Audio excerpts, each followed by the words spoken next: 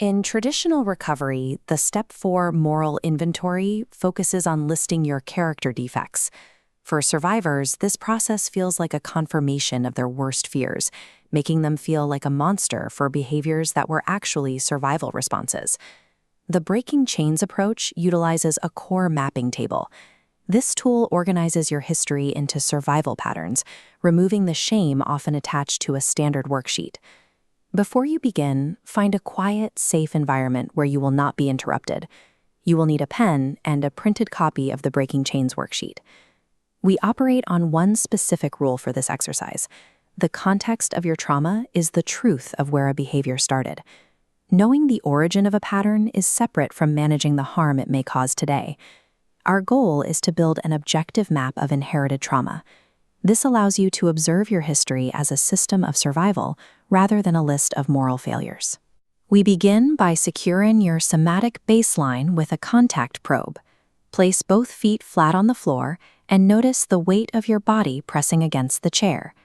Now, look around the room and mentally name 3 neutral physical objects, like a lamp, a table, or a book, to anchor yourself in the present moment. This diagram shows a specific breathing cycle to regulate your nervous system. Inhale for 4 seconds, hold for 2, and exhale slowly for 6 seconds. Establishing safety in the physical body is a prerequisite for this work. The mind cannot process trauma while the nervous system is in a state of active threat. In column 1, write down one specific behavior you want to change. We view this behavior as a tired protector, a strategy that once offered you a form of safety. For example, you might list sudden emotional withdrawal or door slamming. This behavior originally functioned as a necessary survival adaptation. During past periods of danger, this reaction protected you when you had no other options. Move to column 2. Trace this pattern back to its original source in your childhood or family history. You might identify a parent's unpredictable rage, where showing vulnerability was frequently punished. If you feel guilt rising as you look at these columns, take a moment to breathe. A shame spiral prevents you from seeing the patterns clearly. Seeing the historical origin of a behavior helps separate your core identity from the survival strategies you were forced to learn. In column 3, identify the somatic cost of this pattern. Note the physical sensations that occur when this protector is active, such as a tight chest, sudden numbness, or a high-density urge to run. Perform a quick body scan right now. Locate where that physical tension or numbness typically lives in your torso when you feel threatened.